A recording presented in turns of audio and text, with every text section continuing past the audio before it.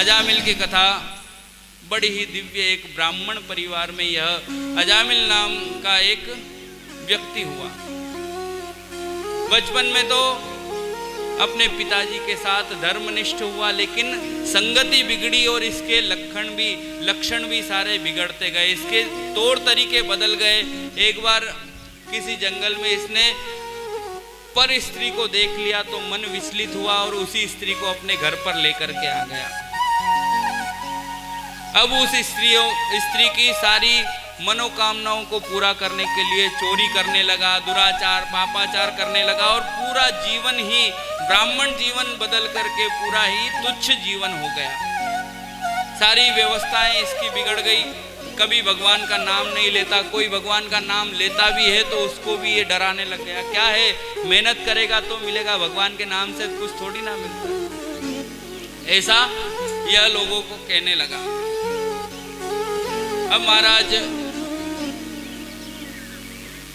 अजामिल ऐसा ही पापाचार दुराचार करने लगा, कहीं चोरी करने लगा, कहीं डाका डालने लगा अपनी स्त्री को प्रसन्न रखने के लिए।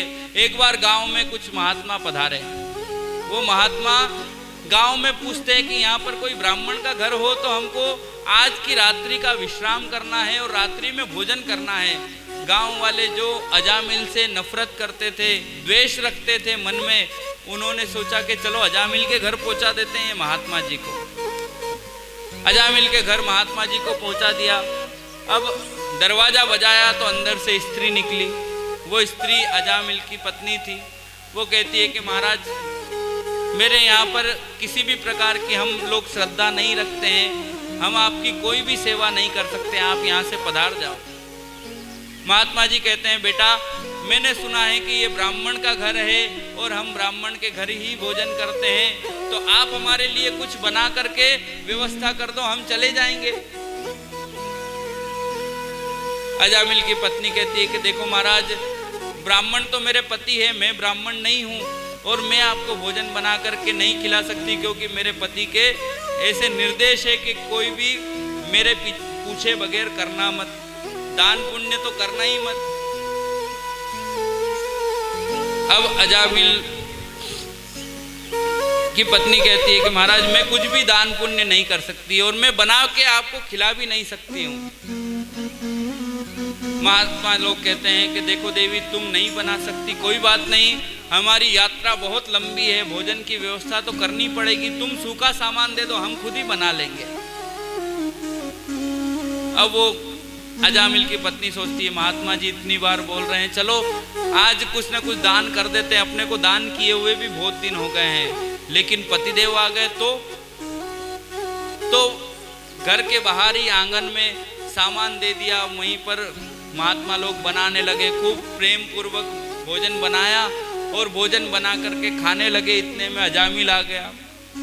अजामिल ने देखा कि मेरे घर के बाहर महात्मा लोग भोजन कर रहे हैं।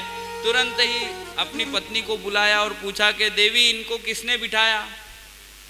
देवी कहती, देखो ये महात्मा लोग बड़े दूर से आए हैं और इनके मन में श्रद्धा थी तो मैंने कुछ सामान दे दिया है, इन्होंने बना लिया भोजन, कोई बात नहीं, आप इतना क्रोध मत करो। अब देवी की बात सुनकर के अजामिल तो शांत हो गया और कहने लगा कि जल्दी इनको भोजन करके रवाना करो, मेरे घर के बाहर नहीं होना, ये जब तक रहेंगे मेरे को नींद नहीं आएगी। तो देवी बाहर गई अजामिल की पत्नी और कहती है कि महात्मा जी आप सभी लोग भोजन जल्दी कर लो और यहाँ से प्रस्थान करो, रात्रि विश्राम यहाँ मत करना, नहीं तो मेरा पति कुछ भी बुद्धि विपरीत हुई तो कुछ उल्टा नहीं कर जाए, आप यहाँ से प्रस्थान कीजिए। अब महात्मा लोग कहते हैं, रात्रि में कहाँ जाएंगे, जंगल है आसपास, तो रात्रि में हम यहीं आंगन में ही सो जाएंगे, तुम्हारे घर में नहीं सोते हैं, बाहर सो जाएंगे। अब महात्मा लोग सभी सो गए। अजामिल को उसकी पत्नी शांत करती है कि क्रोध मत करो मत करो, आप तो बैठे रहो ऐसे। अब प्रातः काल हुआ, दरवाजा बजाया महात्माओं ने, महात्मा तो जल्दी उठ जाते हैं। दरवाजा बजाया और कहा कि बेटा हम लोग जा रहे हैं, जाग जाओ, कुछ विदाई देनी हो तो दे दो। हम यात्रा आरंभ करें, विदाई देनी हो तो दे दो। अजामिल बाहर आया और कहता है कि महात्मा जी आपको भोजन करवा दिया, रात्रि विश्राम करवा दी, अभी दक्षिणा बाकी है क्या? अब आप लोग सभी प्रेम पूर्वक यहाँ से प्रस्थान करो, नहीं तो आपके जो दंड कमंडल है ये भी छीन लूंगा मैं। जो भी आपने पहन रखे हैं कपड़े ये भी सब छीन के मैं बेच के आ जाऊंगा, आप तो यहाँ से जाओ, मैं कुछ भी दान दक्षिणा देने में असमर्थ हूँ। यह बात सुनी तो एक महात्मा आए अजामिल के पास और जाके कहते हैं बेटा कोई बात नहीं, दक्षिणा नहीं देना मत दे, लेकिन एक हमारी बात को याद रखना, जब भी तेरे पुत्र हो संतान हो तो तू उसका नाम भगवान के नाम के समान रख लेना, नारायण रख लेना। अजामिल ने कहा कि सब वो होगा जब देखा जाएगा, अभी आप जाओ पधारो। महात्मा जी तो सब चले गए। अजामिल का समय भी ऐसे ही निकलता रहा। समय आने पर एक पुत्र हुआ तो नाम क्या रखे? तो अजामिल को याद आया कि एक बार महात्मा जी ने कहा था नारायण रखने का, चलो रख लेते हैं। अब अजामिल ने भूल से ही नारायण नाम रख लिया। अब उस नारायण नाम के प्रभाव से देखिए अजामिल दिन भर अपने पुत्र को बुलाता, बेटा नारायण इधर आओ, बेटा नारायण इधर आओ, बेटा नारायण खाना खा लो।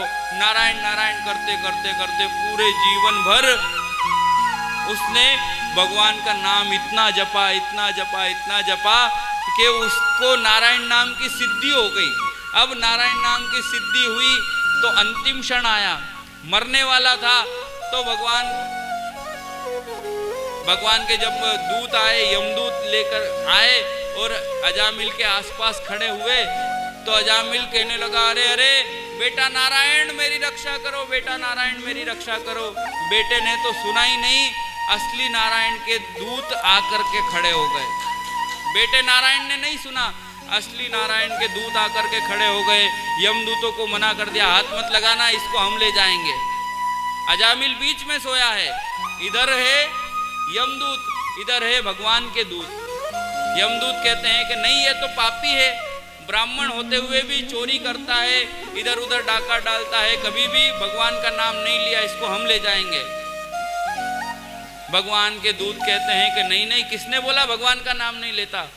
पुत्र नारायण का नाम लिया तो सही, पुत्र नारायण मेरी रक्षा करो, इसलिए हम रक्षा करने आए हैं। अरे यमदूत कहते हैं कि आपको सही पता नहीं है, इसके पुत्र का नाम नारायण है, इसलिए उस नारायण को नहीं, आपके नारायण को नहीं, अपने पुत्र नारायण को बुला रहा है ये। आप तो व्यर्थ में आ गए, गलत फहमी हो गई आपको, वापिस जाओ। तो भगवान के पार्षद कहते हैं कि देखो भाव कुभाव अनख आलस हूँ, भाव से लिया हो कि कुभाव से लिया हो, भगवान का नाम तो लिया है और नाम लिया है तो इसका कल्याण भी अवश्य होगा, इसको हम ले जाएंगे। और अजामिल को भगवान के पार्षद ले गए, भगवान के चरणारविंदों में स्थान मिला। तो कहने का अभिप्राय और इस कथा का सार यही है कि जो भगवान का नाम लेगा उसको भगवान के धाम की प्राप्ति अवश्य अवश्य अवश्य होगी।